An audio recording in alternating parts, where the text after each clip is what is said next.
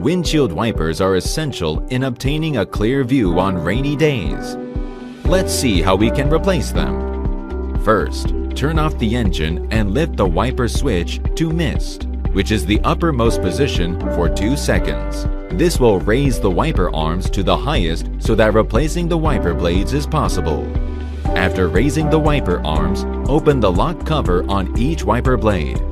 Press the lock of the lifted wiper blade to pull it down and separate it from the wiper arm.